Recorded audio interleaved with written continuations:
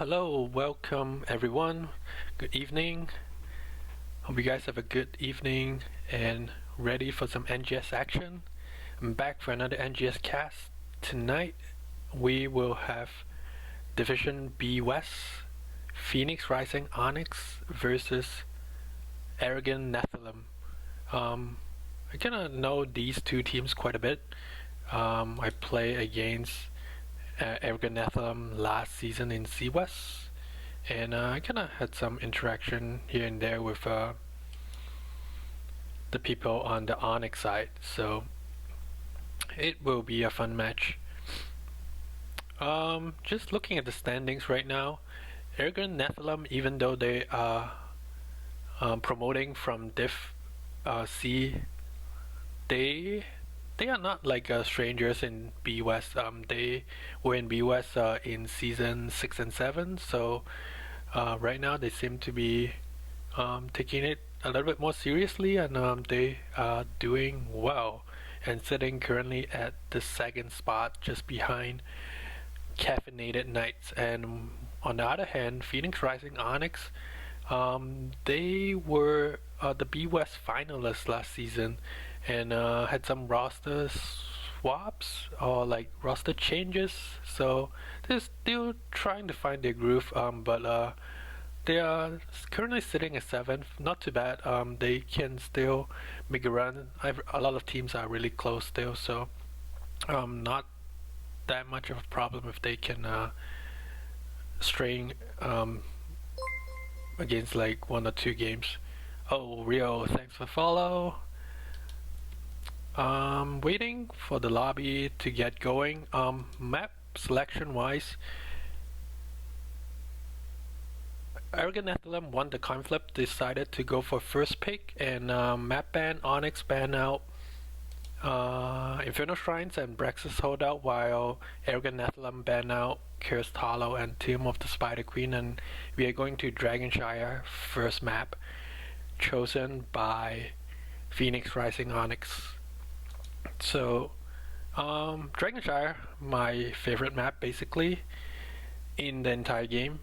I love how it feels to me. It's really systematic. It's more like a 1-4. You just rotate on macro, pick fights when you need to. There's not a lot of like flat out brawling, so that's how I like it. But we'll see how these two teams play it. And still waiting for one person on the side of Arrogant Nephalem.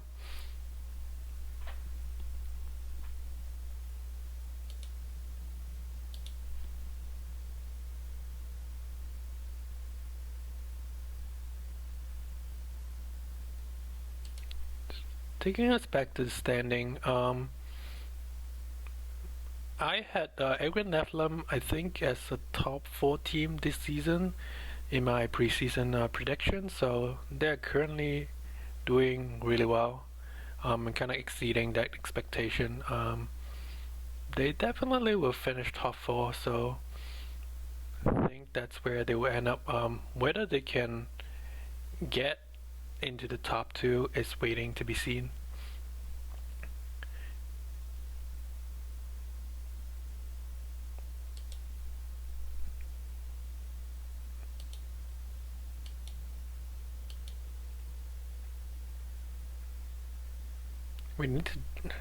We like to joke about like how many times Kai may feed, so we'll see how many times he feed.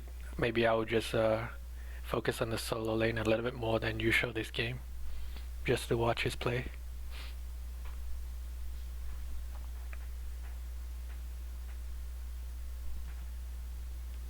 There is the last person, so they should get going pretty quickly. I'll just tell them I'm ready whenever they are. I should set up the team players' names on the pop-up.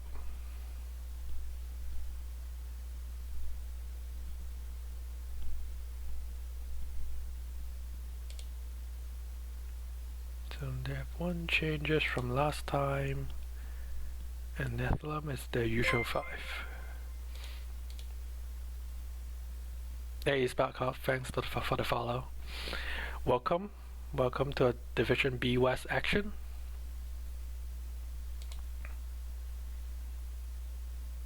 How's it going? I saw you watching a Div E game earlier.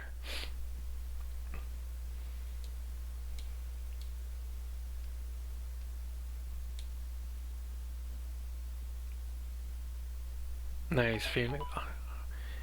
Phoenix Rising has a fan here. Sparhawk is from another Phoenix Rising team, so he's here to cheer for his sister teams.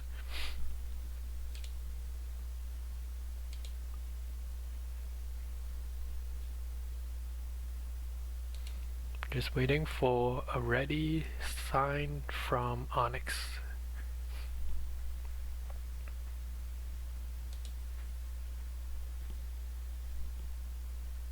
I'm kind of torn between these two teams. I'm just rooting for good games, I guess.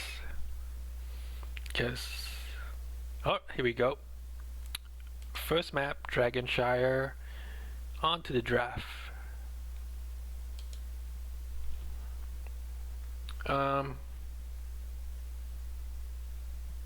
Clear first pick potential would be Rexar. Teams like to pick Rexar on this map just because he can control the point while getting some soak with two bodies. So let's see if either team will prioritize that. First ban Lunara, they don't want to deal with that Lunara. I think that's Kurama, kinda one of his comfort heroes, so no Lunara in game 1.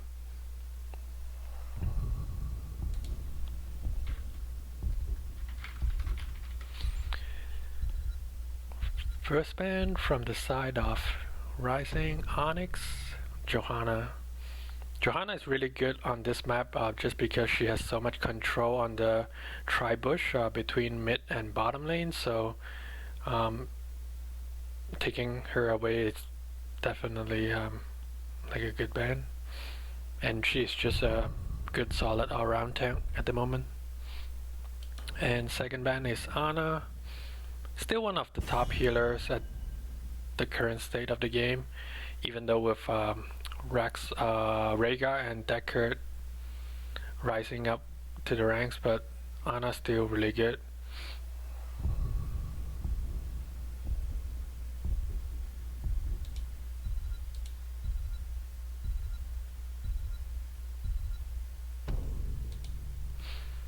And Mephisto being banned out on the side of Onyx. They don't want to deal with the Mephisto. I remember playing against Trape Mephisto last season. It is pretty terrifying, especially with like a Maiev Mephisto combo. So, no Mephisto. And first pick on the side of Arrogant Nephalem, that's the Rexar that I was mentioning, and picked by the Killidan.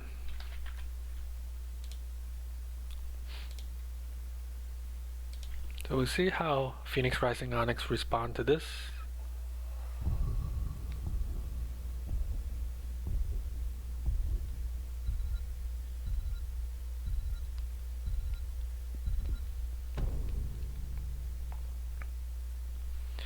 And they picked up ETC and Raynor, two very kind of solid pick in the first half of the draft.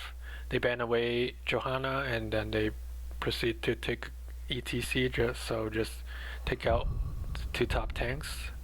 Raynor just solid all around, and Arrogant Nephalem pick up Stukov and Deathwing. I think I've seen that before. They like to run Deathwing in the 4-man quite often, if I remember correctly. So, and it looks to be that way. It could even be a main tank Deathwing as well.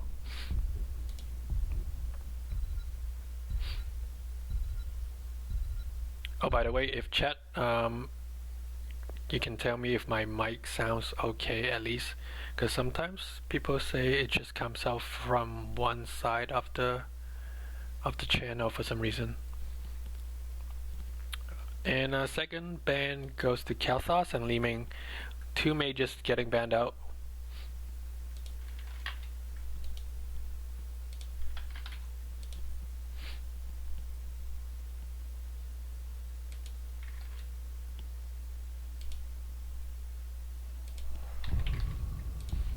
Getting the picks in.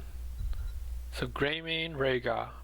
So we are going for hard bloodless calm here with Raynor and Greymane.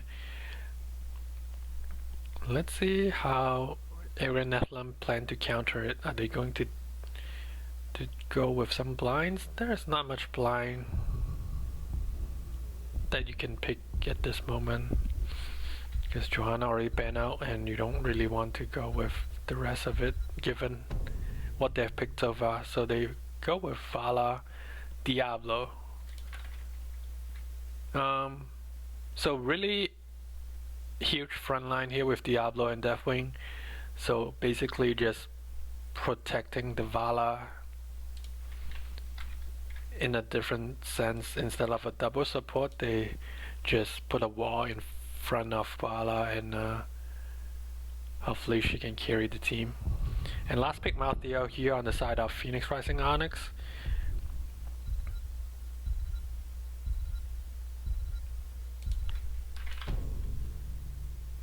And Greymane. Then we have Rhaegar here. So Phoenix Rising Onyx has a more like a normal draft, I would say. Arrogant Nephalem side, it's a bit unconventional, but it's not like that wild of a comp, so we'll see. I think I like the side of Arrogant Nephalem more, just because I've seen them play a similar comp before, so I'll go with them.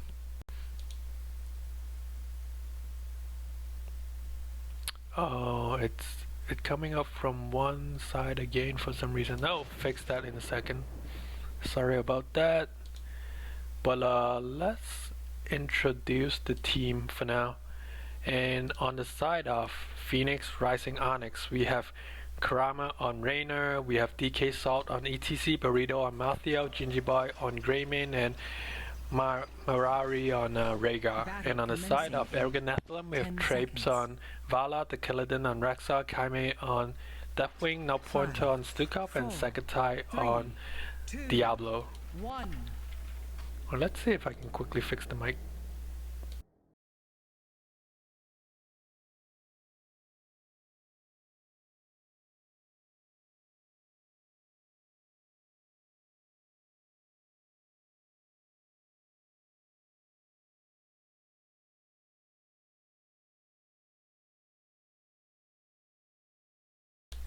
I tried to fix it, hopefully it works. If not, then I'll do it in game, between game 1 and 2.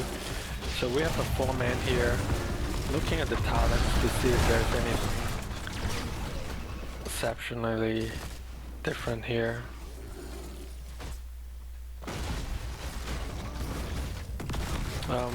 Malthael going for the on the Pale Horse, even though, okay, so he's going to double soak here, even though it is Dragonshire. It's not like the usual double soak map from the top and mid. You think yourself worthy to so both siege camp is up, so both teams are already on it.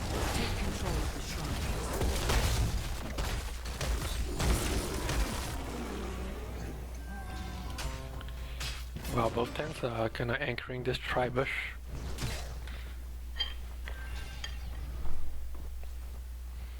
And Phoenix Rising Onyx rotated to the top cam already, so they want to get the top cam out early to help out their solo laner Malthael to get some push. Top shrine is currently controlled by Rexar, and Nephalem now have an early point control on the DK, and let's see if they already sneaking in. Vala is already there, and they will get a they're getting a sub 2-minute Dragon Knight. That's crazy. I don't think I've ever seen that. So it is a really weak DK. 2 minutes in, so they would just get as much damage as they can. They brought it to the bot lane here, just try to get some tower damage. Getting the whole front wall is actually really good at this time of the game.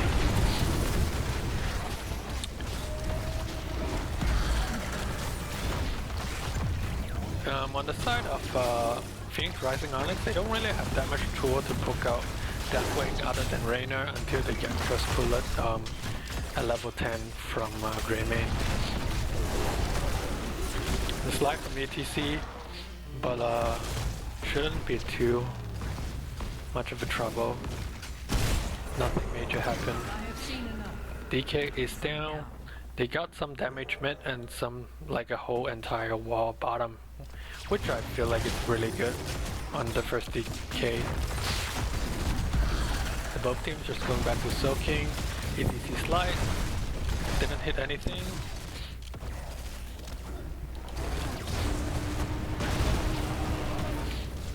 They're rotating mid, trying to get the Vala, but Vala is getting out pretty safely. Top lane, just Rexa doing his thing, and Malthael double soaking, but here they try to get onto Malthael, nothing. Definitely is getting pretty hard actually. He's down to his last health bar and is able to get away and going to fly up in the air to restore some of those health. Rexa on here getting the entire front wall as well, so Nephalem doing pretty well in terms of sieging, and with Deathwing in the sky, Onyx is just getting that bottom camp here.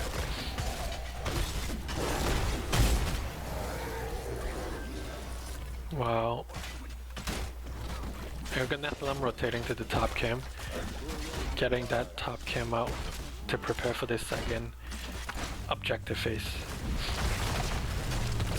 So Onyx pushing in with the Bruiser camp here. Diablo flanking, didn't grab anything. Now he grabbed ETC, but ETC still have slide.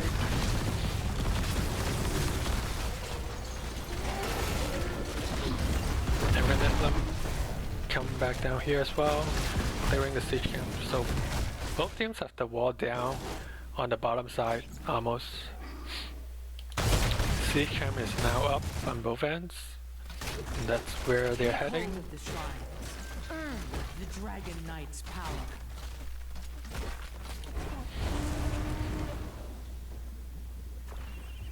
Bottom side controlled by Onyx at the moment.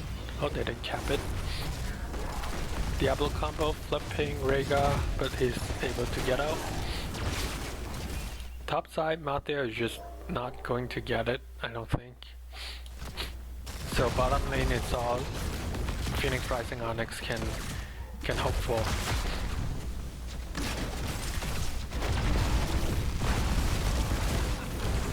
ETC in the bush. Diablo combo, silence coming out from Stukov, and Rhaegar is down, or Greymane is down, is that? Deathwing proved to be too much at this point for Phoenix Rising Onyx. And again, they're controlling both points, and at least Malthael is here trying to delay this cap. While Elgin Nephalem pushing bot out, they still have their giant with them. Vala and Diablo still here, but they're trying to get this cap. Malthael is getting low, bullied by two people, and here is the bullet and last right combo by Phoenix Rising Onyx, and Deathwing is just gone. I just totally forgot about the last right as well, so that's how they plan to deal with Deathwing. If Deathwing is anywhere, if he's not in full health, it's pretty easy for that combo to just go off. And they're here just flanking Rexa here, and they use Bloodlust with it just to confirm that kill. So now they have control over top side. They still have to come down here to get the bottom side, because usually that's the lane you want to prioritize on this map. And Omar goes off, gets silence out, interrupt, plant is out on ETC. They didn't get anything, they pop Hyperion just to zone out. ETC and Rhaegar are pretty low at the moment, just waiting to be healed up. Phoenix Rising Onyx finally have getting both points for the first time. And they have 5 bottom here. Getting on the Diablo and last strike confirmed the kill. And that's so down for Diablo, so he will be quite squishy once again.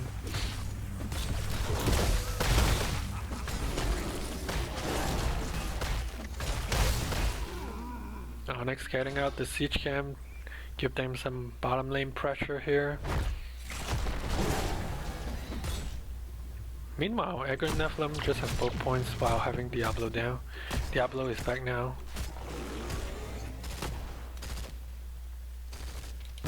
They're looking for an invade here. And Deathwing is already half health, has to use Cataclysm to get out. And ETC is still there on the bottom, but he's alone. I think they are not on the same page there. ETC just slide in alone without any follow-up.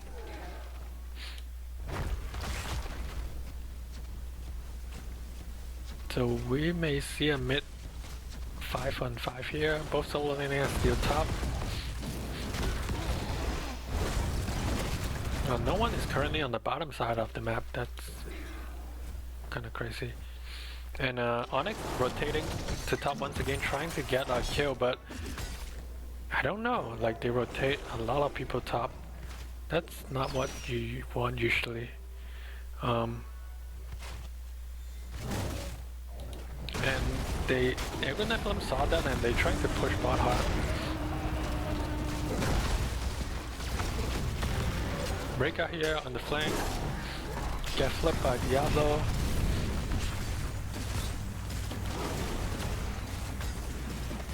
And Greymane is here as well. Malthea is coming to the mid and may get a gank here. Okay, he's able to unstoppable. A good pre-cleanse there. And now they're turning around the side of Deathwing, and Mark got 2. Stuka was able to interrupt that, but is going to pay with his life in the sitting in the middle of the blue side. And Rexa may be overextending a little bit, he's able to get out. Diablo is trying to delay the cap bottom. Rhaegar is the only one here. Rhaegar can't do too much with 2 being down here.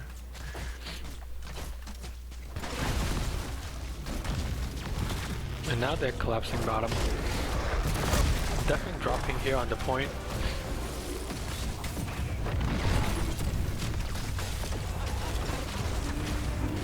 And slide onto Diablo, and Diablo is down. With no soul, it's hot, and Vala is down too. Really good job by Phoenix Rising Onyx just to focus on the targets.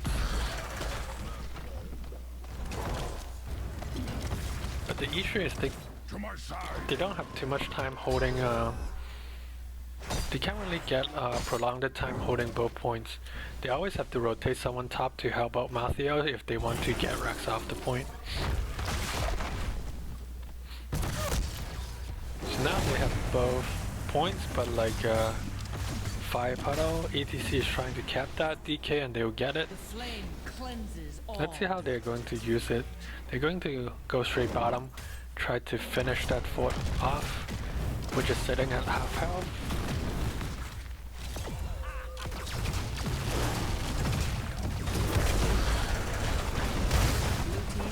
Stuka getting pumped away, and they're moving in onto the keep wall.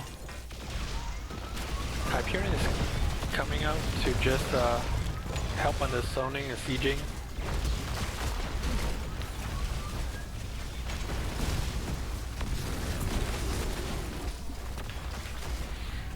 And DK is down to half health, so they are not going to get too much on the keep. They have to back off. Let's see if they're gonna Nephalem chasing. Nope, they're not chasing. Both teams are backing off. Onyx is trying to get his bottom cam. This is kinda okay, so aggro Nephalem doing the siege cam, so they will be able to get this for free basically.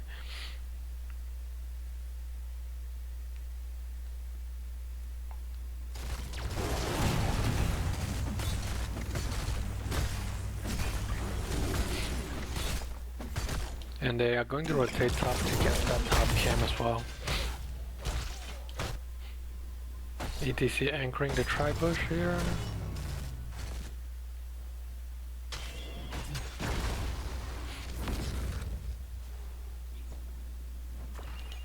Can they get anything onto Rexa? No.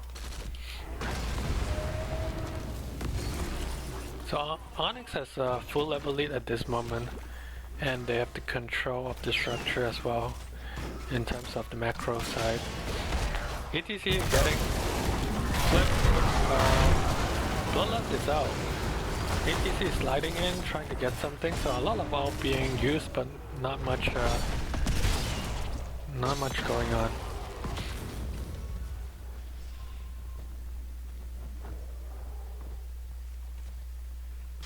It won't be long before the shrine. So they're sliding in, Mark didn't get anyone.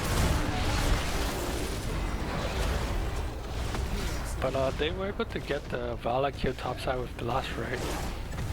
I don't think mashing Deathwing is a good idea, but he was definitely trying to get the Diablo, but couldn't get it in time.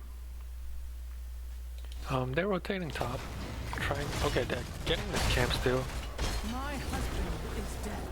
Remind this kingdom of his strength. Phoenix Rising Onyx looks to be a little bit more organized this game. Arrogant Nephalem looks to be a little bit lost so far.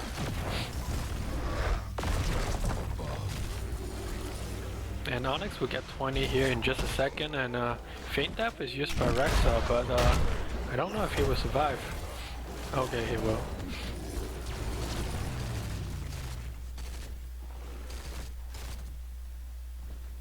So Onyx will be controlling both points soon. And ETC will going to zone, and someone is going to, and Arrogant Nephalem just going to give it because they don't have 20. With the new change to the towers, it's not that easy to just push in freely with the DK, but they still will be doing a lot. Diablo is down and so is gone once again. That's crazy.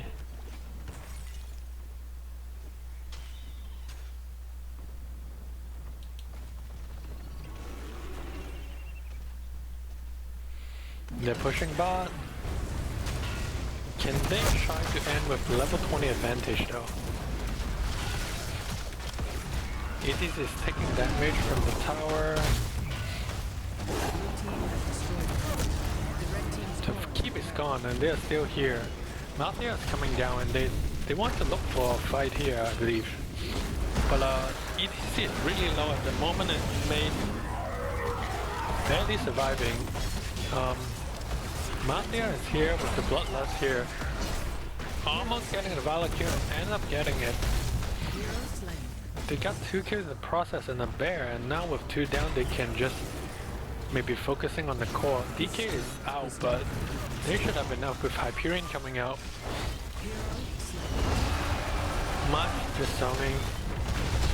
Shield is down, and first game going over to Phoenix Rising Onyx. That's pretty convincing win, I would say. Did not expect that for sure. Really well done.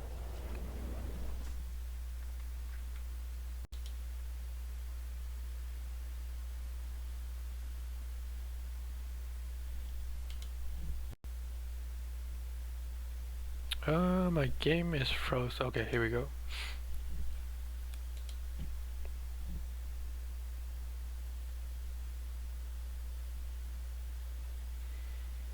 Looking at stats, Greymane top damage of 68k.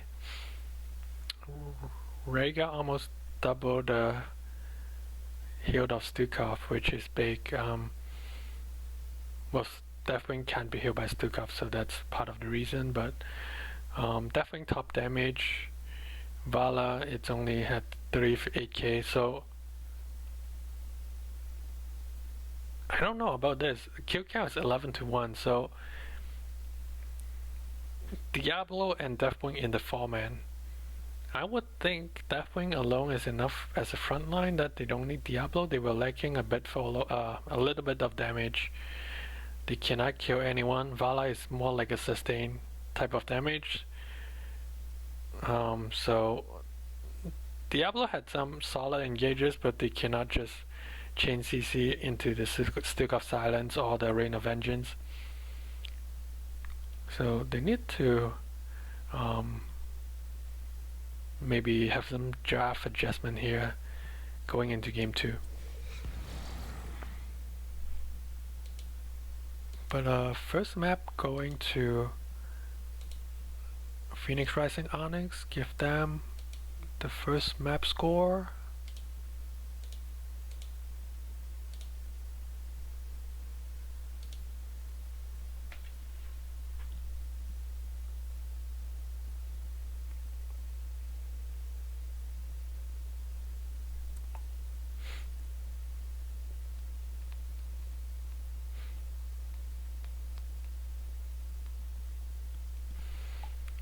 So let's see if Arrogant Nephalem will choose first pick or map pick. They won the coin toss earlier and they chose first pick, so we'll see if they keep that up or just they have some strat prepare on any specific maps.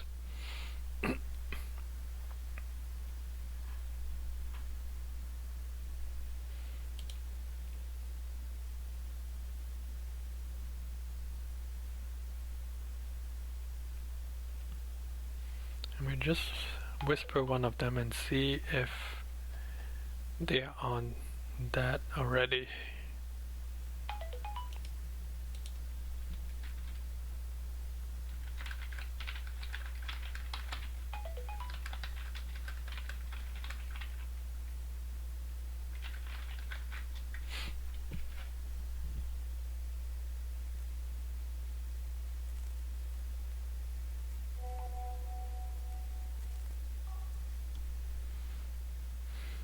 Alright, looks like Arrogant Nephalem stay with the first pick and give the map pick over to Phoenix Rising Onyx, so let's see where are we going to.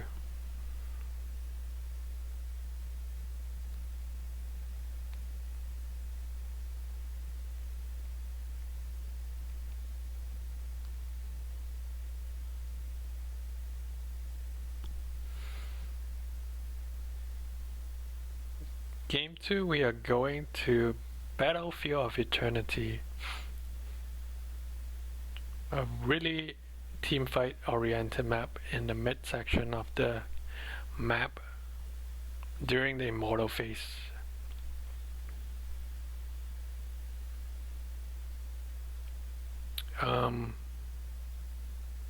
The comp that Phoenix Rising Onyx just ran on Dragonshire is also really good on this map, I would say. So let's see if they kind of stay with a similar type of comps.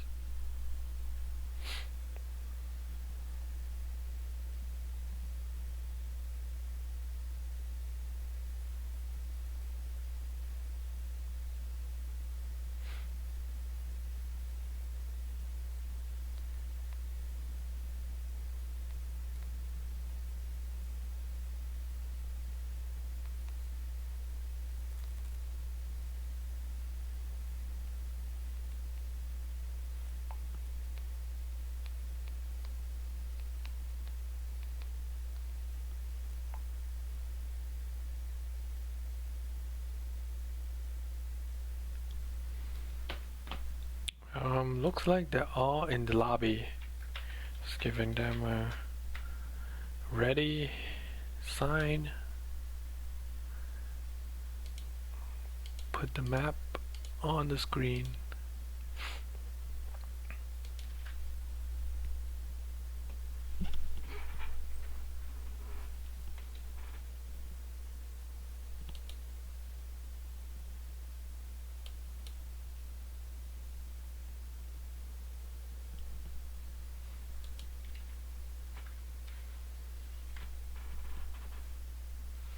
and we should get going pretty soon.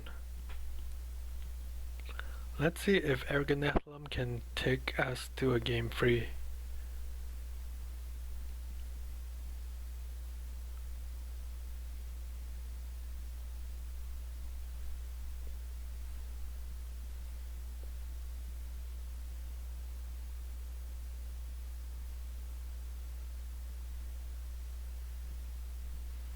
But Phoenix Rising Onyx did definitely play really well.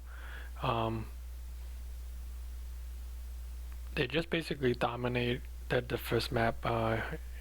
Looking at the standing earlier, that's not what you expected from a 7th place team against a 2nd place team.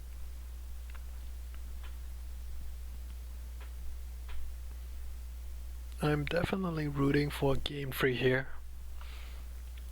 Battlefield of Eternity, you always, or most of the time, teams prioritize Immortal Burn, so a lot of our attackers will be prioritized here. Vala, Greymane, Raynor, and even I've seen some teams going with Sojin here.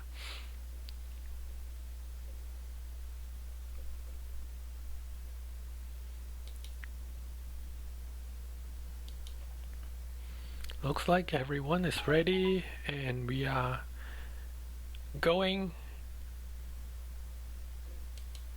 into the draft.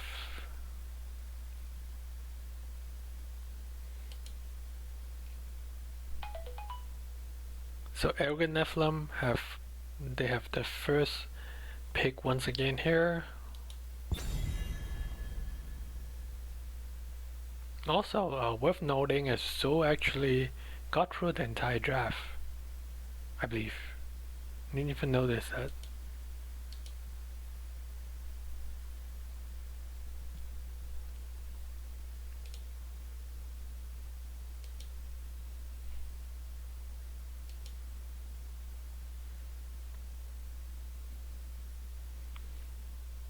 Looks like there are more like Onyx fans in the chat than Arrogant Nephalem, so we'll see if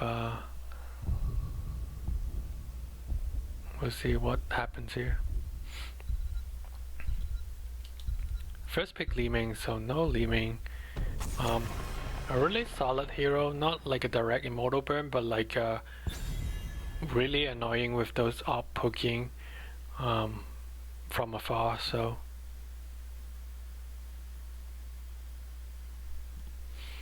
they're sticking with the first pick Johanna Ben.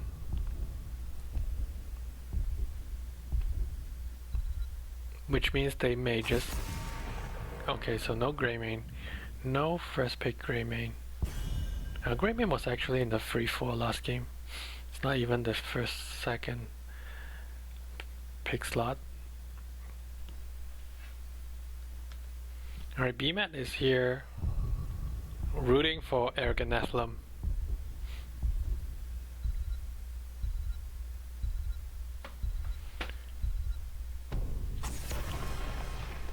Alright, just when I said there's no Arrogant Nephalem fans in the chat, everyone just show up. Maybe they were just lurking.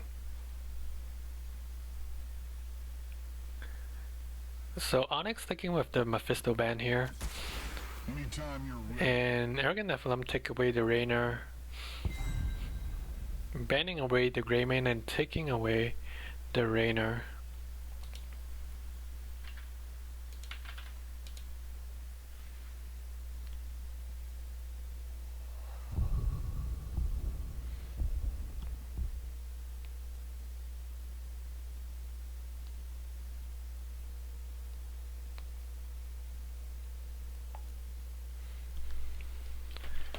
And Onyx going with ETC Hanzo. Last game they picked ETC Raynor. This game Raynor is not available, so they replaced that with a Hanzo. A good Hanzo player can do a lot of damage, and also like a good timely Dragon's Arrow will turn things around really quickly. Arrogant Nephalem going with Ana and Tyrael.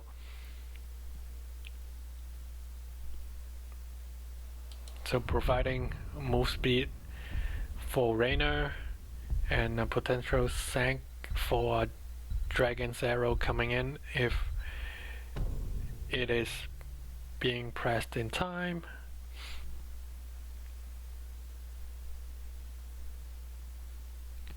And we see a Jaina ban, Jaina Raynor, the solid combo not going to happen here.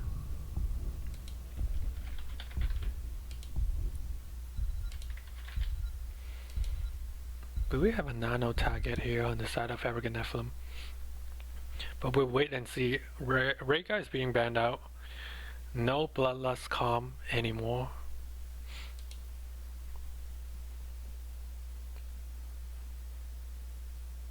Bloodlust last game wasn't even that like they didn't even need Bloodlust that much last game. I remember them using it top once to confirm that Rex a kill, but otherwise it's not really didn't really happen that much. And we have Varian and Ario. So it is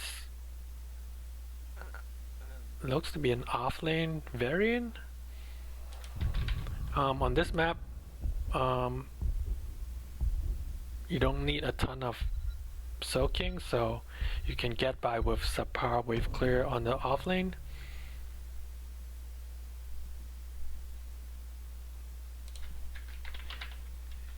And then we're gonna Nephalem round out the draft with Kel'Thuzad and Malthael.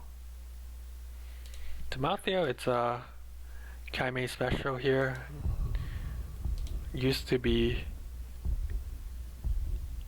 like a one-trick Malthael, but he can play a lot of other offlane as well. But used to be really good on the Malthael. I'm sure he's still really good on it on the hero.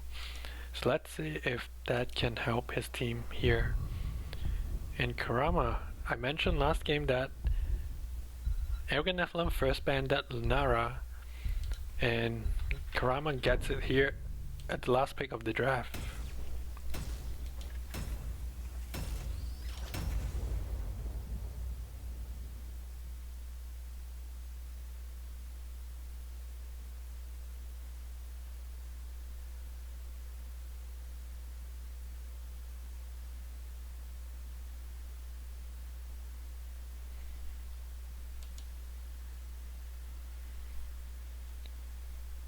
Alright, let's see what kind of variant are we getting. Are we still getting the taunt just to confirm any kills, or are we getting like a twin blade possibly for the burn, or getting a smash onto one of the squishy on the side of Arrogant Nephalem?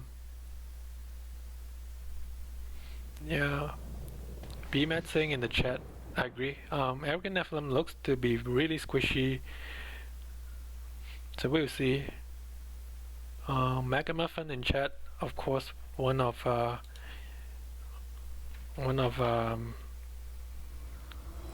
members of Arrogant Nephalem's sister team on Beast Coast. So, getting into game 2, we have Phoenix Rising Onyx, Kurama on Lunara, DK Salt on ETC, Burrito on Varian, Jinji Boy on Hanzo, and Marari on Ario, and on the side of Arrogant Nephalem we have Trapes on Kel'Thuzad, we have the Kaladin playing the Raynor, Kaime playing the Malthael, now Pointer on Ana, and Sagatai on the Tyrael.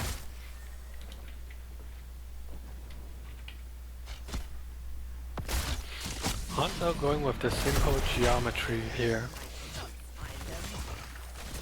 Malthael still taking on the Pale Horse, making sure that he can rotate bottom quickly if there's any fights happening.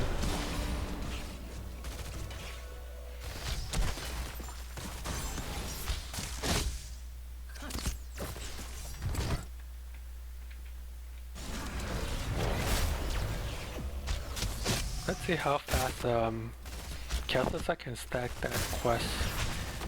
Tyrael taking a lot of damage here. Not much happening. ETC as well, half health currently.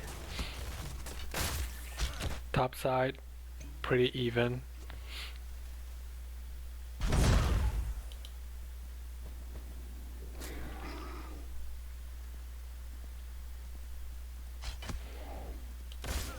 ETC trying to wrap around here. And Onyx doing the bottom camp here. They definitely see it coming, and Tiro coming in from the backside. Kel'Thuzad got 2 chains onto it. ETC zoning, but he's in trouble on the backside. And they are kind of low, and they just have to give up the camp. So they did most of the damage, but they had to give the cap to Nephalem. They say thank you very much.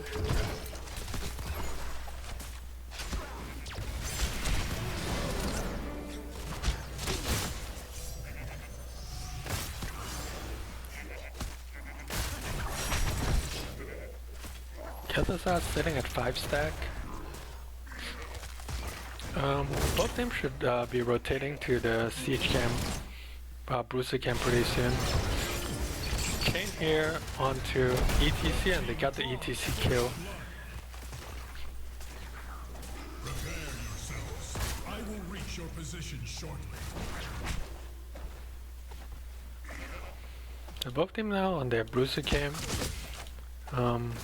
Ara is just here slapping the siege camp, trying to clear that out.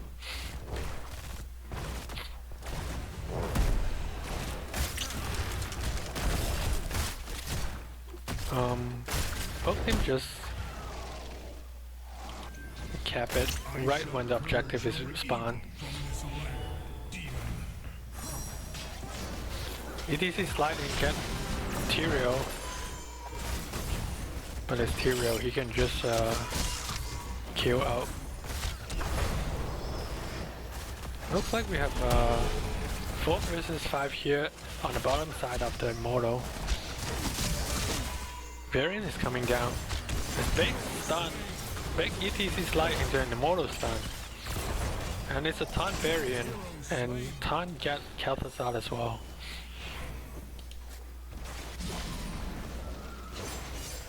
But double camp stacking up on the top side, so Hanzo has to go up and clear, but with 2 down they can just burn. But they're also giving away some burn on the side of Nephalem, so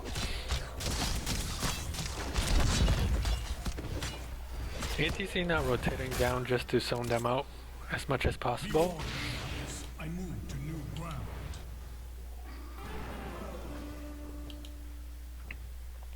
Nephalem coming in. Or not, they decided to just do as much damage as possible and give up the Immortal. Wait, they are actually pretty close. So only 3,000 left on the Immortal.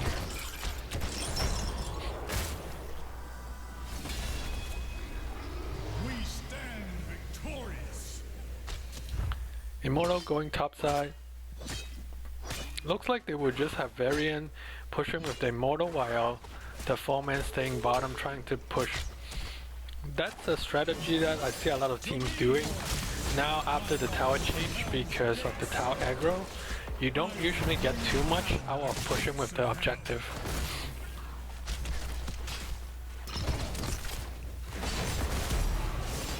Trying focusing on the wall slide onto Tyrael, a foot back, and Tyrael just barely escaped. Poison almost got him, but Ana was able to heal him up. Immortal is down, but they got the front wall and a third of the fort here. Phoenix Rising Onyx doing the bottom camp once again. This time won't be stolen.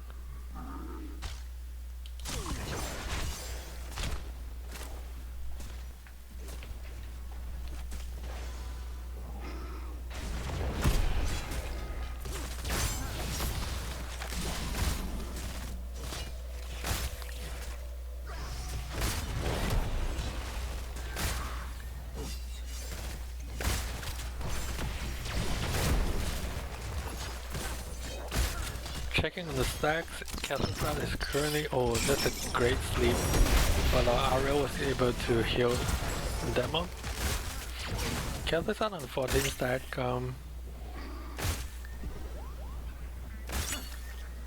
Not too good, but not too bad at the same time. But he will have the Glacial Spike up if he get one more stack at 15. ATC slide and missed the slide. Chain is down for Kelthon once again. So Hanzo went up there to get the Siege Scan with Varian. ETC is here trying to look for the slide, didn't get it. Tiro is getting chunked pretty hard by Lunara. He has to either tap or just full back. He has to tap here, Immortal Phase happen. Both booster came up, but none of the team has done it. Onyx has the 10 advantage for a few more seconds here. And ETC trying to look for something here. Tyrael getting the arrow coming out. ETC going insane, being popped. They get Lunara in the process of Sank, which is good. And ETC now getting last right, but getting Crystal Aegis here, still died out of the Aegis. And Keltas are going with the Frost Blast here. And going to go down as well. Ario. It's really good turnaround from the side of Arrogant Nephalem. That thing was clutch because Tyrael was almost dead there with like no health basically. Halftime going to Arrogant Nephalem and they are burning the second half pretty quickly as well. ETC trying to see if he can look for anything here.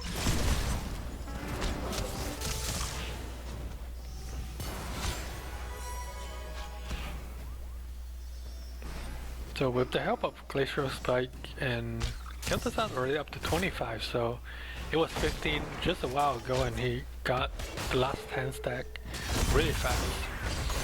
He had ton onto Mathiel and they got the kill really quickly off the ton. ETC still have Nash up here. Kel'Thuzad really low.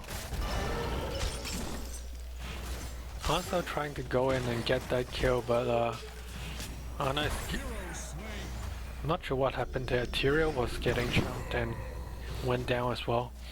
So Onyx is able to save their Immortal for now. But it's only 3k left, so ETC just, how much can he store out here? And it's 4 people stun onto the Immortal stun. The whole team of Onyx coming up. They lost the Immortal, but they're trying to look for a kill here. Not getting it. Immortal once again going top lane.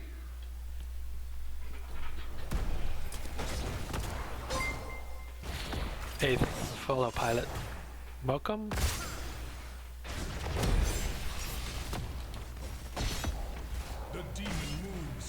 So first objective for Arrogant Nephalem. Let's see how much they can do. War is already down, but Immortal has no shield, so should be burned down pretty quickly with Hanzo and Lunara. Chain is out. ETC getting stunned and stunned by the Immortal as well as the Glacial Spike there. Arrogant Nephalem did manage to get to get the fort there, and they're rotating all the way bottom here, trying to get the Varian kill. Varian was able to get away. Ton onto Rainer here. Frost Blast trying to delay the follow-up. Last strike coming out onto ETC got negated by the Aegis. Arrow coming out trying to saw the follow-up here. If Mafia has last right, okay. There's no last right. Last right was already used on ETC.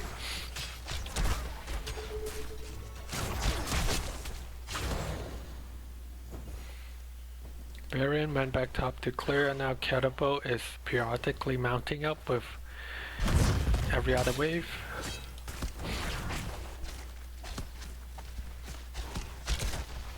Onyx is on their Bruiser Cam while Nephalem getting the top Siege Camp. Now Reyna is on their Bruiser. I shall land in a moment. Immortal phase coming up in 27 seconds.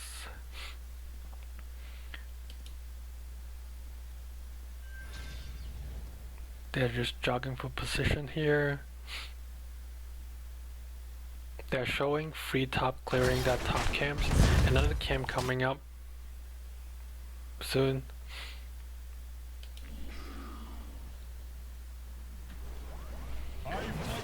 Easy to just walk away. Don't want to get caught. So Arrogant Nephalem has the burn first, and Must find another way. winning half time by 5,000 damage. So it's on opposite side here. So they will likely see a fade march onto Kel'Thuzad, but Tank quickly come out, and also the interrupt with the march. ETC barely survived, but goes down. A counter kill on Mafia. Varian is really low. Mana was able to heal up a lot, sitting at the back. It looks like Arrogant Nephalem is just trying to burn it here. And Onyx, without their tank, just decided to give it away and try to burn as much as possible.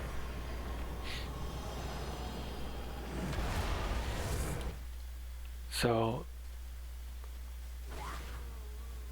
second objective for Arrogant Nephalem here after losing the first one. They are able to get the second and now the third objective. Gate is already down here on the bottom side, so they should be able to get this fort. Let's see how much are they going to do after. Tyrael just going with the holy ground. Frostblast coming out onto Lunara, but Lunara was walking away. They're still pushing onto the keep here. Kel'Thuzad combo was trying to get, Varian was not able to do so. ETC slide in, trying to get that Kel'Thuzad out of position. Arrow came out, missed, unfortunately. And Kel'Thuzad was able to survive, and Varian is now really low. And last fight, Aegis was able to save him for 2 seconds, but still died after. So now with 2 downs, they are able to get this entire keep. Frostblast coming out onto Lunau once again, and they're coming in. So they secure the keep.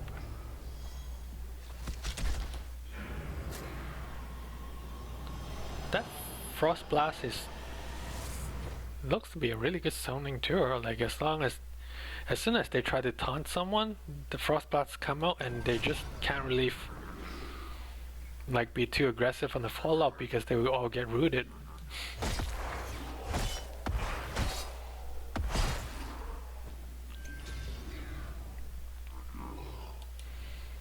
So they took both siege cam, top and bottom.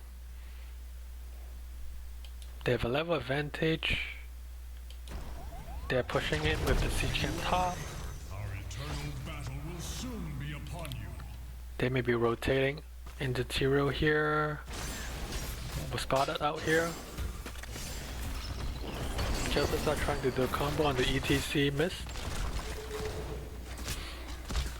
So cam is cleared by Onyx, so same talent here.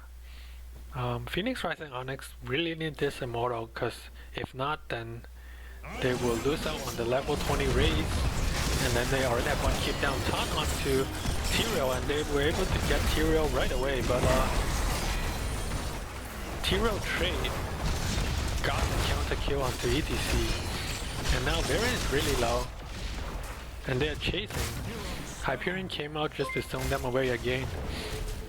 Thank you Shadowblade for the follow, welcome. Enough! I seek better ground. So that's for the early Tyrael kill. Onyx just can't seem to follow through, because they will mostly be at half health already due to Rainer poke and Kel'Thuzad chain or any sort of damage on the side of Arrogant Nephalem. So it's a pretty big shield on the Immortal here. Going down top with the keep wall pretty much gone, so this could be a core push here.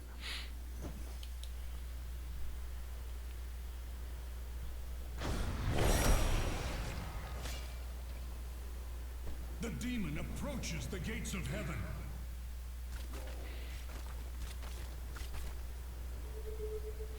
Coming down the lane.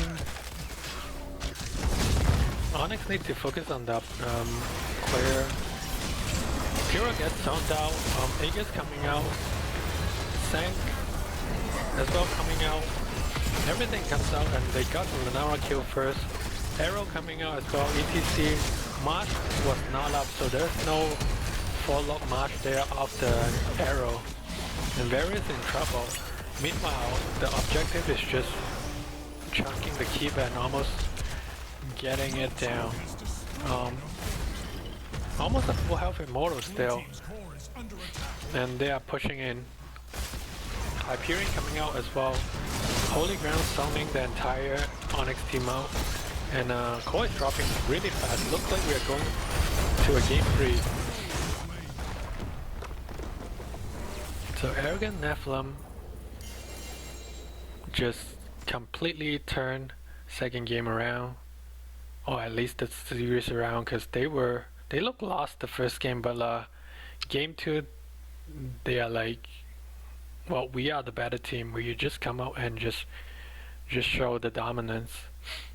Pretty close kill count, but I feel like the game is quite one-sided, even though the Tom was able to get early kills for Phoenix Rising Onyx, but they cannot get past that first kill. They got the first kill, but they have to back off because they are really low themselves after the initial kill, after they spend everything onto the first kill after taunt.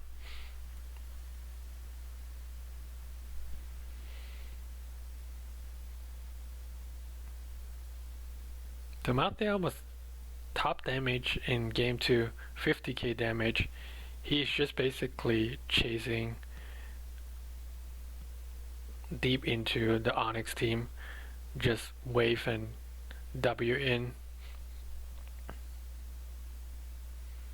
Really close on the stat sheet, but Arrogant Nephalem pretty much controlled that game from start to finish, I would say.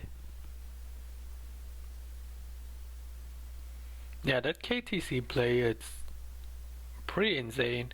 It didn't do that much damage, but like all the zoning from the Frost Blast and all the timely kind of combo when they needed him to do it, he was there for them.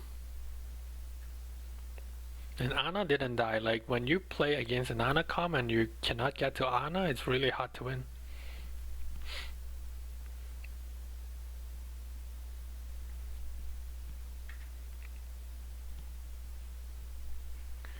Alright, so we have a game 3.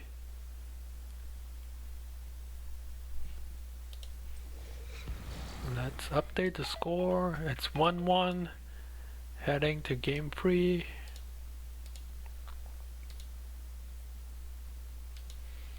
Let's see where we're heading to. So we have a Dragonshire, which is kind of macro oriented map. I would say rotation is pretty important, and then we have a battlefield game A lot of brawling, a lot of team fights.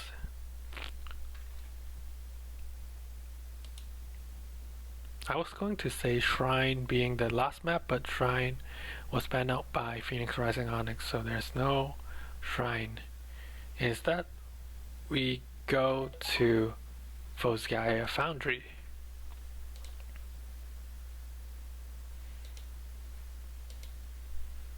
And it's arrogant Nephalem map. So Phoenix Rising Onyx lost game 2, decided to get the first pick for the first time in this series. They said, you can choose the map. We will make sure that we get the hero we want.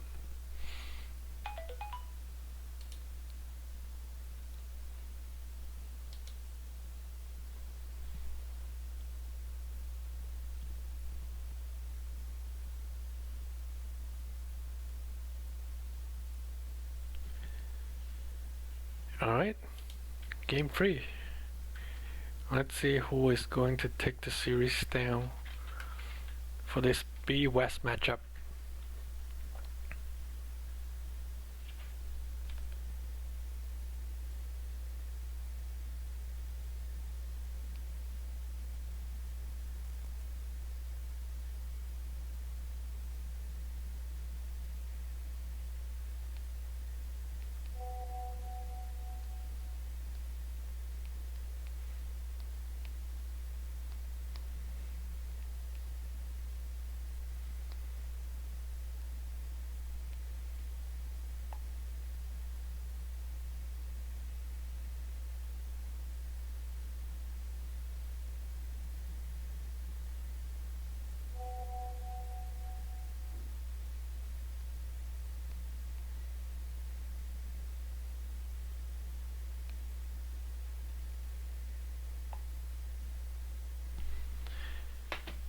Alright, looks like we have one AFK, so we are waiting on that. But we will head to this game 3 really shortly. Volskaya Foundry, a little bit different than a lot of other maps. One of the newer maps in the game, even though it has been in, I guess, in the game for like 2 years, but like, it's really item control focus. You have 2 turrets, you have 1 neutral heal post in the middle.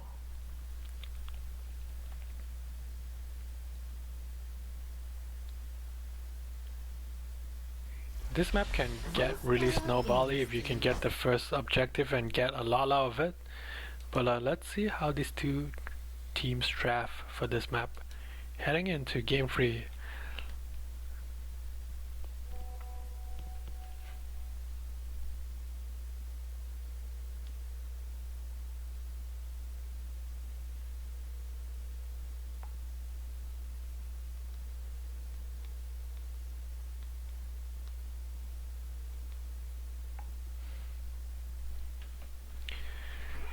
Thinking about the first ban, they banned out Joe and Mephisto the first 2 games, so let's see if they stick with that.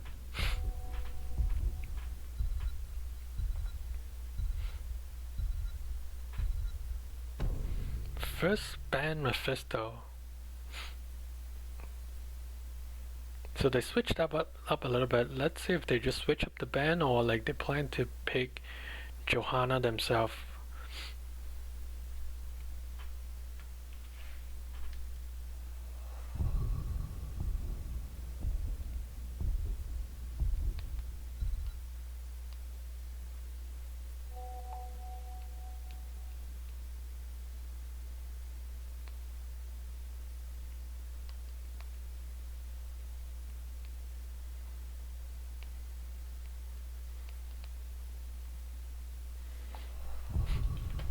And Johanna being banned out on the side of arrogant Nephalem, they may sense that they want the first pick Joe and they are not going to allow that.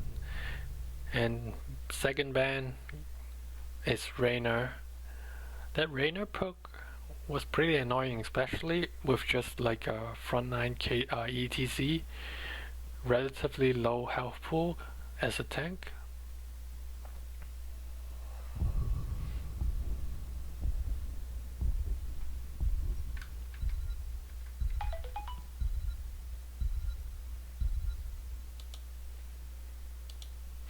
and Li Ming being banned out.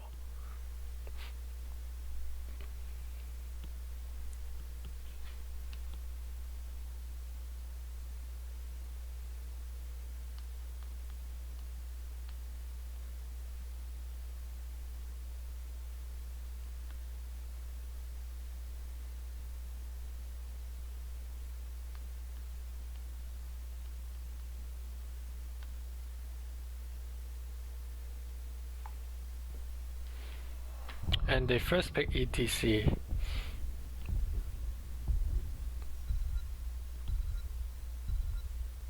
So they'll stick with the ETC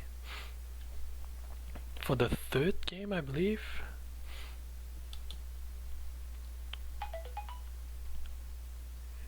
And Arrogant Nephalem go with Blaze and Kalthas in the 1-2. Kalthas is really good on single point objective because Flame Strike is just going to make your opponent run for their life, basically.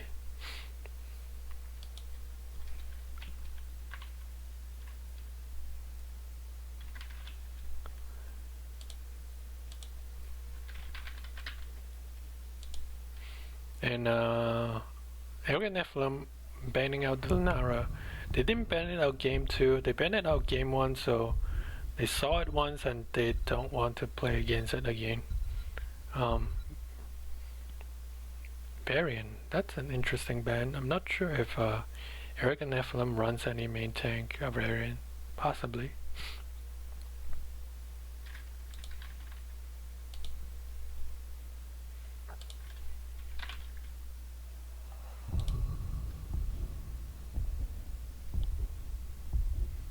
Let's see what's the free for is for Arrogant Nephalem.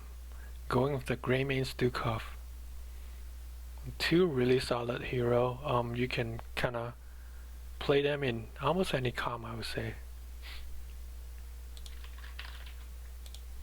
Of course, Stukov being my favorite hero, or favorite healer. Not my favorite, I guess, it's my most comfortable healer. I'm kinda biased, I guess.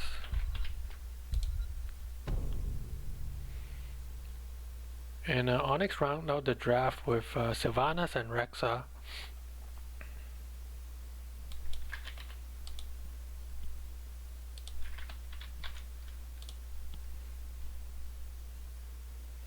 And then we still have to wait for the tank choice of Arrogant Nephalem.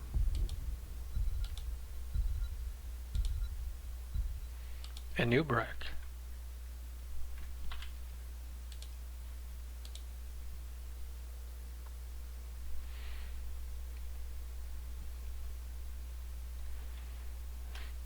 Very even draft, I would say. I think it comes down to execution.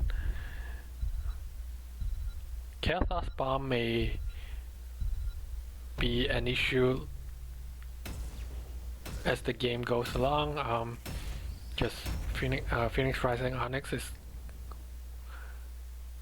pretty squishy overall. Two range DPS and an Ana at the back, and then a low health put tank and ETC in front. But we have a game 3 here of this Diff B West matchup. It all comes down to this game.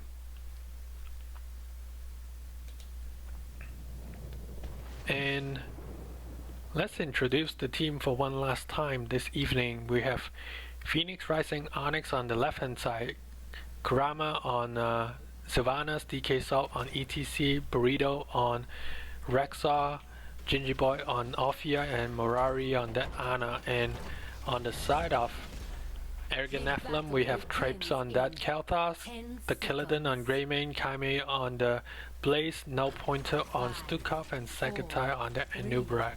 2, 1. The gates are open. Go.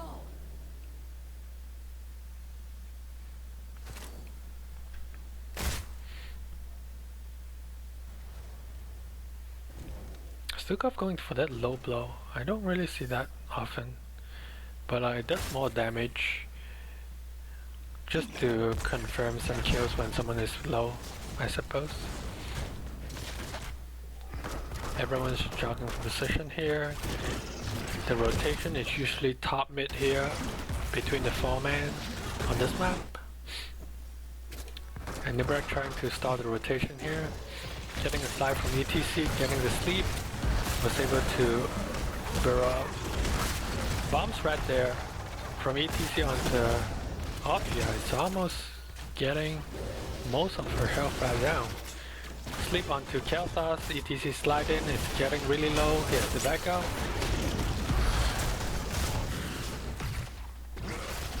Both teams putting out a lot of damage in this early minute.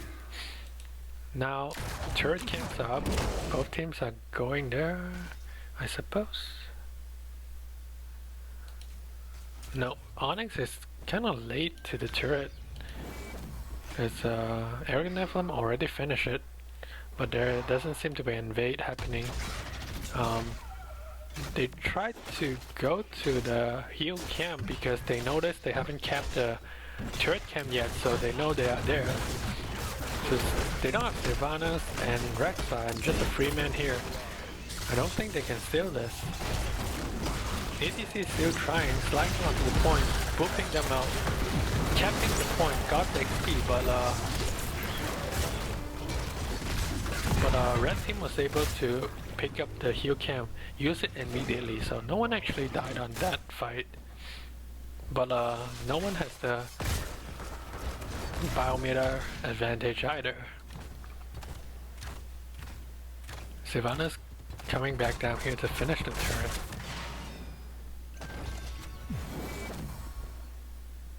So no heal cam for this first objective. Because it won't be back up for another 2.5 minutes. Sylvanas already onto the top camp. So Onyx is trying to spread out all 3 lanes, trying to get all the soaks here.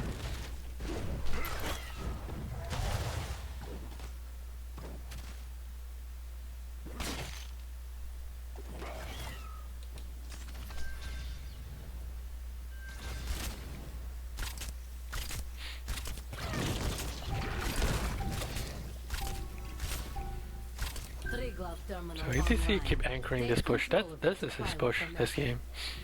Let's say with any of the team trying to clear the booster camo here, ETC going in, sliding 2 onto Stukov, Sleep helping out as well, and Stukov is going to go down. Stukov actually dropping the turret as well as he was about to die. Both Siege Cam are still actually up onto the lane, but Onyx is able to cap the point first. They have 19% on it at the moment. Sylvanas is here trying to finishing off the clearing of the cam. Let's see if Arrogant Nephalem trying to be aggressive here, knowing that Sylvanas is not here just yet. They are able to kill the bear, taking control of the map. Look at the position of Onyx, like they are just sitting at that bush. Maybe they would get a Nubrak? They should be going with a Nubrak, but instead they try to invade the camp. But I'm not sure if that's a good idea. Offia getting killed on the back end. I think they should have just gone for a Nubrak, just sitting right in the middle of them.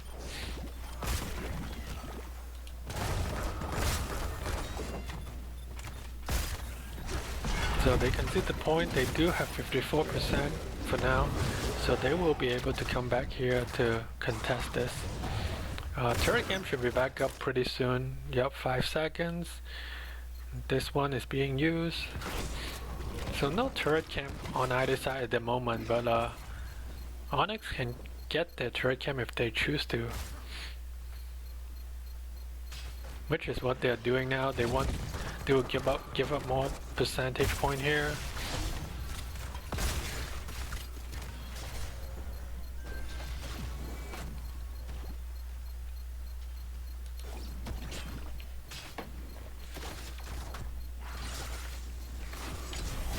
Blaze trying to go in, didn't get anyone. And ETC sliding in onto Blaze. Blaze is in trouble, and Anti-Heal coming in with a grenade. Onyx dropping the turret cam as well. Blaze going down, but they got a counter kill on the bear. ETC trying to survive and dead. Ana was able to heal everyone up, and 99% on the side of Arrogant Nephalem. Blaze is going to be able to come back.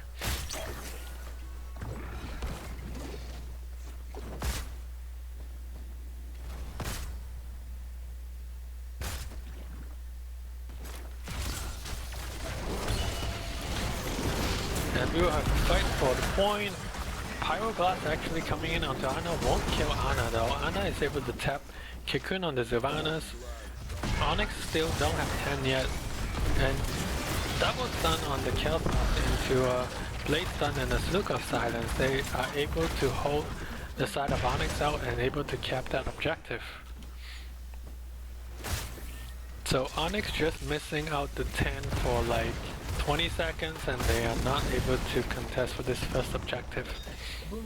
Protector getting the mid wall and then going top. Your goal is to get that top well, that's all you want. Or at least that's your priority.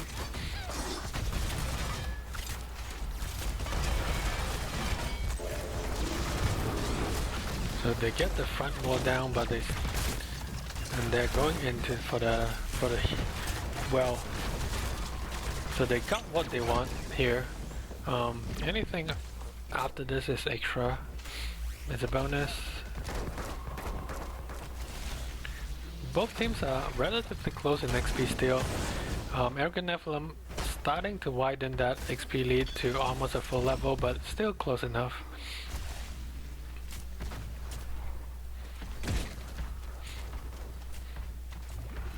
They're just dancing around waiting for the protector to time out.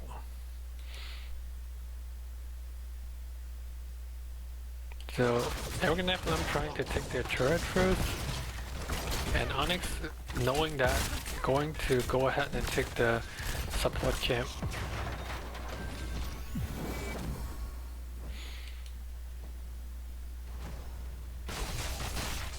So item advantage going to Phoenix Rising Onyx.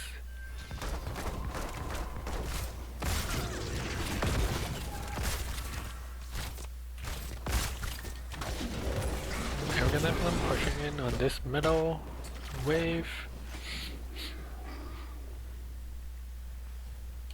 Not much going on here. They're going top just to push the camp a little bit further up. They're going onto a Nubrak. ETC slide in, blocking a Nubrak, and they got the Nubrak kill. They saw like 3 people top and went onto the Nubrak and got it.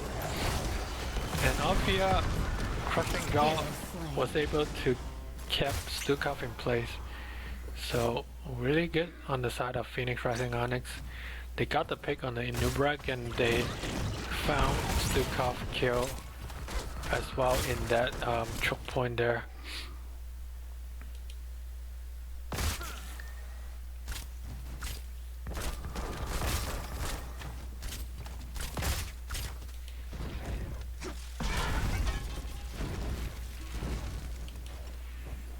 So no camps is up on the map at the moment. Both teams have 13. Objective is coming up in just a few seconds.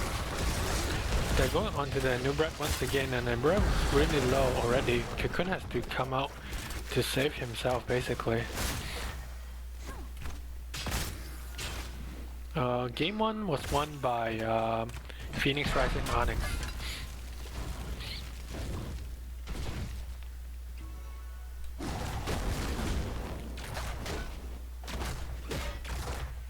ETC going on to, but Nubrak sees them though.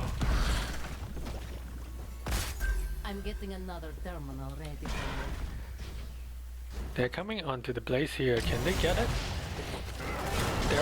He already used his dash and unstoppable and has to drop the bunker. Marsh on the back end got 4 but got interrupted. ATC went down on the chain bomb. And support cam dropped just trying to save ETC but not in time. Power routed to the terminal. Control it and you can pilot the protector. So it's 1-0 on the side of Arrogant Nephalem. They picked up their turret cam. Onyx have the turret cam up. They're going to get invaded by Arrogant Nephalem without ETC for another 3 seconds. But Rexa is going to channel the point for as long as possible here. They probably have to give up this turret. ETC is here though. Rexa is coming down. Not sure if they want to make a play. They don't have any ultimates. Cocoon dropped it onto Ophia but no follow-up.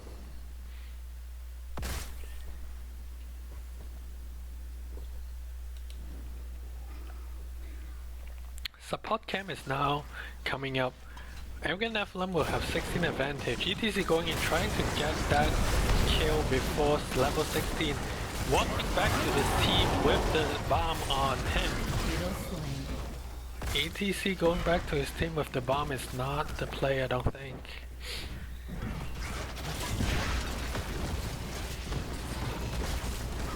So Arrogant Nephalem is able to pick up the support cam right now.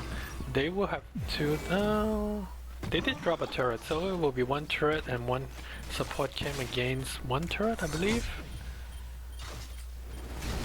Oh, they did. Oh, they dropped the turret. Okay.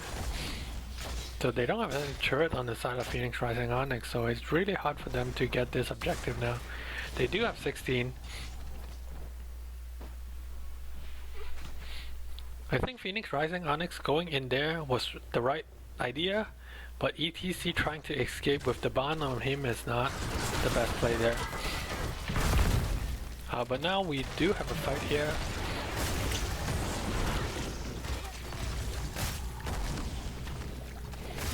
So we have everyone here. Arrogant Nephalem is going to give up the point for now. Waiting for all the cooldowns, I believe. Coming in. They're looking for Cocoon. They already dropped the support camp, trying to zone them off. ETC is still at the back here, alone. And it's going to get chain CC and die. He was basically the only one deep into the objective area. So they get 99% just like the first objective, but they are likely going to lose this objective. Arrogant Nephalem trying to push down top fort, so they may possibly either go for the top keep here or bring the protector down to the bottom lane.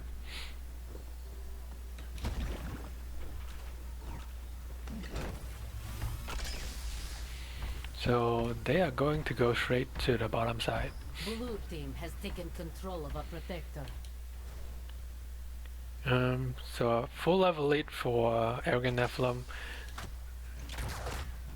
Greymane is still top lane, trying to push out the lane. They're trying to rotate onto the Greymane and they got it actually. Hero slain. I think it's a group rotation, but they have to come down really quickly, if not they will lose their fort, and they likely will.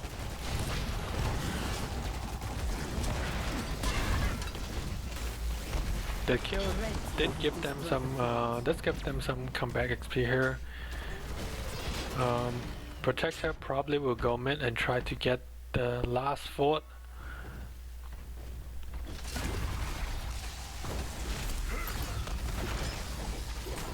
Yeah, pushing a cape with the tower aggro is not really that easy, but now they are going to try to make a play off the protector. No, they're already on to Kalthas before the protector even dropped. Bunker drop, but Blaze will likely go down off the bunker here. Wait, he's able to get out? No, not for long. I've seen teams doing this a lot, trying to engage onto the protector because with the tower aggro, like you have a, you don't even have a man advantage here. Planet coming out, still got back to get slapped. Got saved by the Inubrak peel. Blue team has destroyed the fort.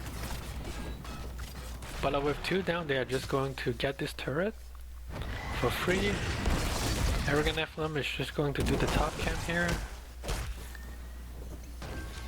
So really great job on the side of Phoenix Rising Onyx. They know they have a man advantage with 2 people on the side of 2 people inside the protector.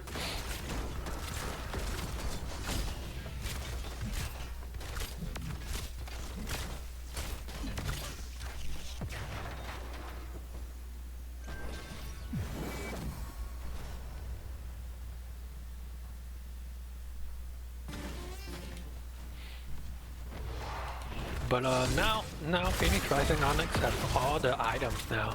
They have 2 turrets and a support camp.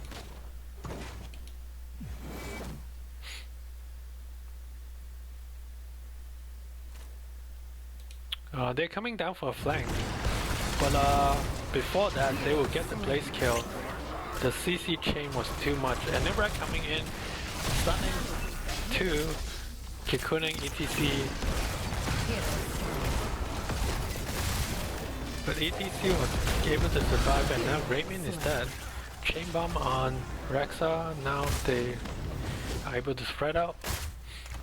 ETC trying to go the long way, trying to go aggressive.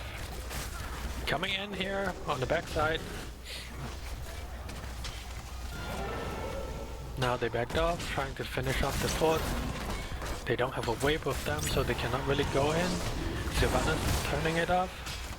Has the bomb on him or her. Blue team has destroyed the fort.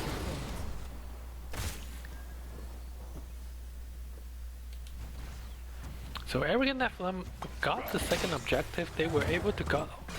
They didn't even finish the mid fort, so they get turned around during their push on the mid fort, and now they lost 2 fort of their own.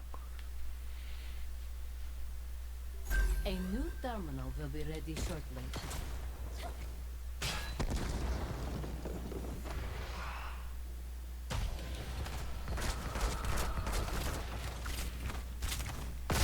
Yeah, the obvious doing work.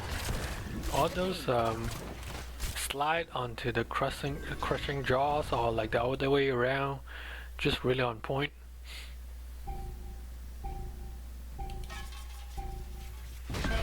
Okay, they will grab that 1 turret, but they still down items.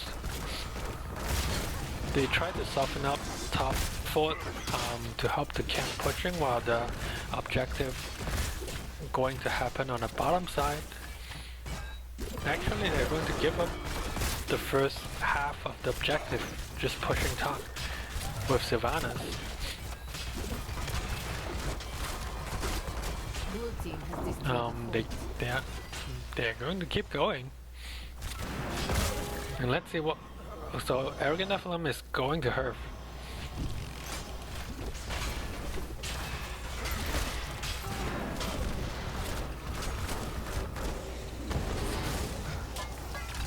So they tried to bait out the back, and that's what they did, and they're just going to back out now. And Nubrak trying to look for an engage, but he's all alone by himself. Phoenix Rising Onyx has position on the support camp, but I don't think they would just give it up like that on the side of Arrogant Nephalem. So we have a fight here. We have a Cocoon on the side of ETC. It is going to be ETC coming out on off the Cocoon and getting Marsh on the stick up, and no one following up Anna, and Ophia actually went down during the process.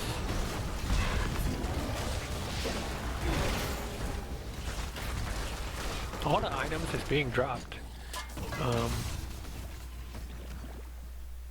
No one getting ETC out of the Cocoon was the problem. And Arrogant Nephalem used that 2-3 seconds window to got both kills onto Ophia and Anna.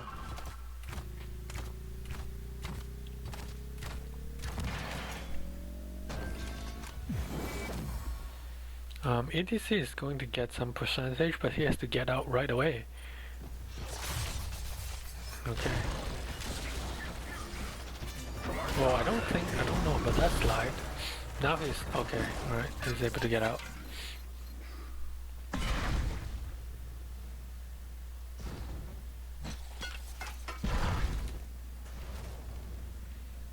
So chat saying ETC went to a bus.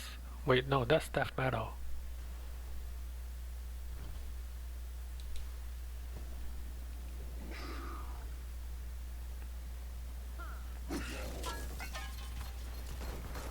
But we will have a fight here. Everyone is up right now. There's no match for another 26 seconds. Cocoon onto ETC again, but no one is helping him. But there's not. But they can't help him anyways because they were just getting chucked on the backside. There's a counter kill onto Greymane, but Rexa is down as well. So 3-for-1 in favor of Arrogant Nephalem. Alfia getting stuck here on the bottom side. Going to go down.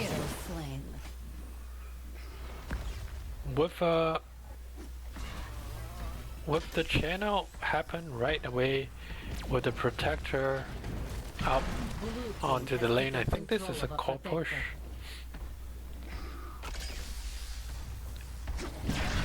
Last time Phoenix Rising Onyx was able to defend it pretty well and got 2 kills during the protector phase. So, but they will not have Alfia for another 30 seconds, and they don't have Rexa for another 15. This is just going straight onto the core. Level 22, 20 minute protector is going to chip really hard. And shield is already down, like, down to 50 seconds, and I think that's it. Arrogant Nephalem was able to get this win off the last team fight on the 3rd objective.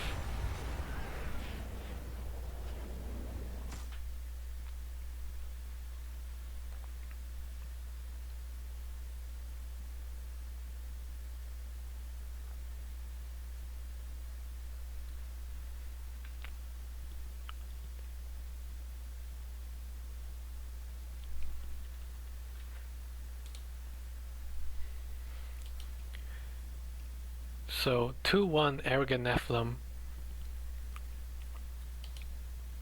getting the crucial team fight win at the last objective. A reverse sweep, losing the first game, but they came back strong in game 2 and game 3.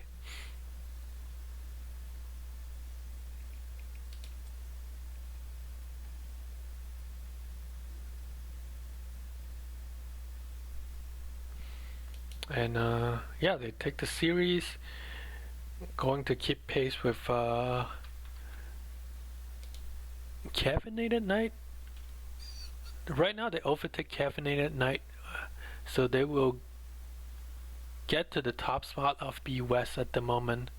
I don't remember how many games each of them played, but point wise, Arrogant Nephalem is going to get that top spot at the moment. You're welcome, Spahawk. Great to have you here cheering for your sister team here. Let's see if we can get Trapes in, or anyone on Arrogant Nephalem for a quick interview, I guess.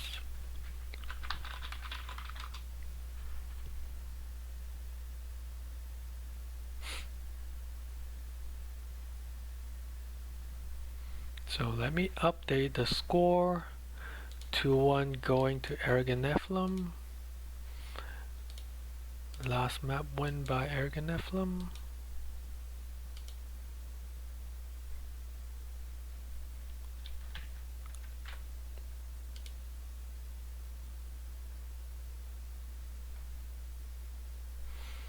Alright, I will go on to lobby 1.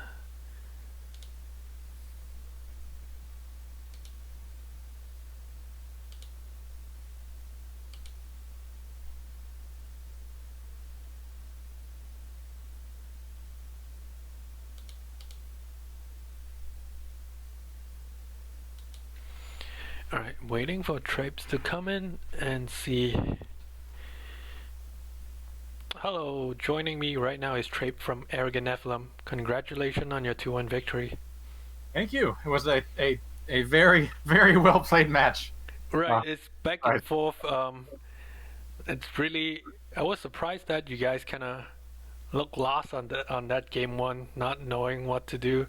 Kind of got dominated by Onyx quite a bit on that game one. So I guess we can go to that game first. Like, what's the idea behind like running both Diablo and Deathwing in the format? Because I do remember you guys like to run Deathwing in the format. I'm not sure if maybe you guys ran like a tank with it as well, but then that puts you low on damage just on the Vala. So I didn't see you getting too much damage output there overall and not confirming any kills. I think our brains sort of fell apart somewhere midway through the draft and never really put back together. We were like, oh, it's Dragonshire. Oh, and Rexar's open, and we know they play it, so we got to take it. And like, oh, well, Deathwing's open, and we've had some good success with him on this map, so we'll take it. What do you mean there's no tanks left? What do you mean there's no AA carries left? They took them all? Oh, no. So we sort of dug our own grave there and did not put ourselves in a very, very effective position. And they took full advantage. They just like ran at us. Literally with the bloodlust comp, they just ran at us, and that was sort of all it took. That was not a pretty game to play in. I can't imagine it was very pretty to watch, unfortunately, either. Yeah, no, they were. You guys only got 1 kill, I believe, at the end. So it was definitely not fun on your side. But you guys came back really strong, though. Game two, I think a few times they got the kills. That they got the first kill in like their pick off the taunt, but you guys were able to kind of counter kill them pretty effectively. So was that the kind of the idea when you guys draft the Tyrael and the Kel'Thuzad there? Yeah, I mean, so the thing they were doing all night is just doing really, really well executed single target blow up stuff. And we saw in our scouting that they'd run the taunt variant off lane before, and we just going into most of your matches with them they're going to coordinate fire well, and they're going to run at you. And so we had the Tyrael as kind of a back pocket pick that we were ready to pull out if we needed to. And it just seemed like we weren't certain if we were going to get a game 3, so we might as well take it out in game 2 and see if it worked out. And then Dak is just a really excellent Kel'Thuzad player. And so any map that's like that, where it's a 2-lane map or over an objective, and you're going to get a chance to get those stacks, it just makes sense to give her a chance to go in there and show the plays that she can make. Yeah. So it just gave me the shooty pew pew man with a little more range than the previous shooty pew pew man I had. I just right clicked and hope for the best. Yeah, for sure. I think, yeah, like they got the first kill, but like the frost blast from Kel'Thuzad and the Sank basically zoned them away, and you turn the team fights around like the rest of the way a lot of times in that game too. So going in, I think, yeah. So go ahead. Yeah. I think really. Oh, sorry. Go ahead. No. You can finish it off. I think some of those early fights, they did lead off with the taunt blow up on the Kel'Thuzad. And then later, when we were able to position a little more effectively and make them try to burn that combo on someone else or someone with a little more beef, the Malthiel or something, that just frees the Kel'Thuzad up to make plays, basically. So we just knew we had to get the fight started that we wanted, and when they jumped at us, not completely fall apart, and make sure we could sort of handle things. Yeah, for sure. And the last map, I believe it's your map pick there, because they chose first pick. Yes. Is that one of you guys go-to map, or like you just happen to think, well, we would just win team fights and then go to that map? It's a map that we've definitely played a lot on and we feel pretty comfortable on. I think the other ones still available in the pool were like Towers of Doom and Sky Temple, maybe, that hadn't been banned out. And we were just a little worried about, with the pick-off comps they'd been running, with their ability to dive and focus one target. We liked the idea of having the bigger, more open single-point maps on Volskaya, and not risking, on Towers you've got all these rotations and all these camps and a lot of opportunities for them to really just go in there and mess us up. We felt that if we have these solid points that we can prepare for and take a little more proactively on the point. We thought we'd fare better. Yeah, but even that, like I feel like Onyx played the first, like, I don't know, 3/4 of that game pretty well. Like they were able to, even though you guys won the first two objective, they were able to kind of got the counter kill, even got 2 kills when you guys had the protector. But like I think what turns it around is like you guys got the cocoon on the ETC the last two fights, and they weren't able to get him out, and that kind of won you that game basically. Yeah. Yeah, it's the same story as the other things. Where just if you they just play so aggressively. Kurama and Jinji Boy both especially are just, even if they're on a squishy hero, they are more than willing to jump way into your team, jump way into the back line, and just go to town. So with the Gray Mane and with the Kael'thas, we knew we have the damage to take them down. We just have to stay not stunned and alive for a little while longer than we had been in the game. And yeah, if we were able to get the right targets and get the beef out of there, with Gray Mane and Nubrak, we can kind of dive in, and their damage is, they have a lot of damage, and because of how they're coordinating it. But if we can take out the Sylvanas or take out the Orphea, it's tough for the other one to kind of secure the other kills on their own. So it's just a matter of trying to get one of those targets out of the fight early and not letting them dictate the fights. For sure. So definitely great win for you guys. But looking at the standings, what do you attribute to that you guys came up from Division C? I know you guys had previous Division B experience, but you guys seems like fire up this season and try to want to win Div B actually. I think that we are pretty lucky in that a decent number of teams in Div B have either experienced some roster changes recently or are totally new teams.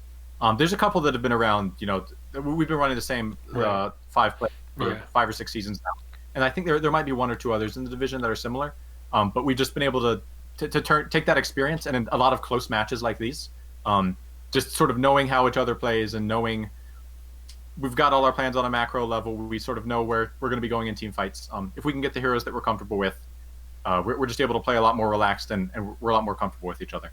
And so I think that gives us the edge in any situation like this where both teams have very good players and there's not a huge talent imbalance.